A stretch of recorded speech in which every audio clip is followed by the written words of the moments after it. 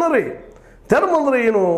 ಧರ್ಮ ಅಂದ್ರೆ ಧರ್ಮೋ ರಕ್ಷಿತ ರಕ್ಷಿತ ಅಂತೇಳಿ ನಾವು ಹೇಳ್ತೀವಿ. ಧರ್ಮವನ್ನು ಯಾರು ರಕ್ಷಣೆ ಮಾಡ್ತಾರೋ ಆ ಧರ್ಮ ರಕ್ಷಣೆ ಮಾಡ್ತದೆ ಅಂತೇಳಿ.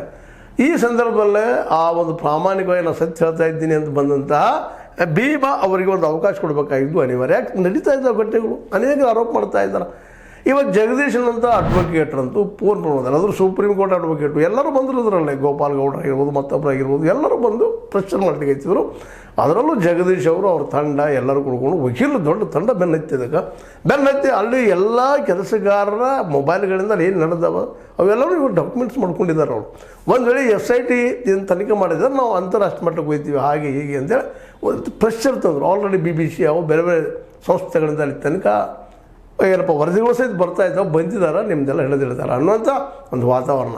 ಜೊತೆಗೆ ಅನ್ಯಾಯಕ್ಕೆ ಒಳಗಾದವ್ರು ಎಲ್ಲರೂ, ಅದರಲ್ಲೂ ಪದ್ಮಲತಾ ಅನ್ನುವಂಥ ಹೆಣ್ಣು ಮಗಳು ಅಲ್ಲಿ ಹತ್ಯೆ ಆಗ್ತದೆ.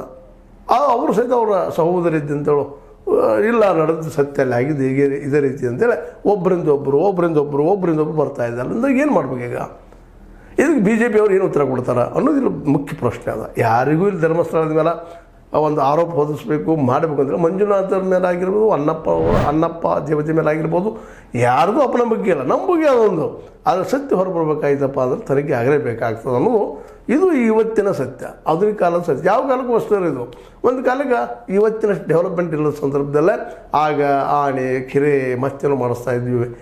ಅದು ಒಂದು ಮನುಷ್ಯನ ಮೇಲೆ ಆವತ್ತು ಭಯನೂ ಪಡ್ತಿದ್ರು ಜನ. ಯಾಕಂದ್ರೆ ದೈವದ ಮೇಲೆ ನಂಬಿಕೆ ಇದ್ದ ಜನ ಇದ್ದರು, ಇಲ್ಲಂತಲ್ಲದು. ಯಾಕಂದ್ರೆ ಧರ್ಮ ಅಂದ್ರೆ ಭಯ ಪಡ್ತಿದ್ರು, ಅನಿಸ್ತಿದ್ರು. ದೇವರ ಹುಟ್ಟಿದ ಒಂದು ಭಯದಿಂದ ಕೂಡಿ ಬದುಕಲಿ ಅನ್ನೋ ದೃಷ್ಟಿಯಿಂದ ಈ ಎಲ್ಲ ನೆಲೆಗಟ್ಟಿನಲ್ಲಿ ಆವತ್ತು ಒಪ್ಪಿಗಿದ್ದು. ಆದರೆ ಇವತ್ತು ಎಲ್ಲರೂ ಬುದ್ಧಿವಂತರಾಗಿದ್ದಾರೆ. ಅದರಲ್ಲೂ ಹಿಂದಿದ್ದಂಥವ್ರು ದೇವರು ನಂಬುವಂಥ ಜನ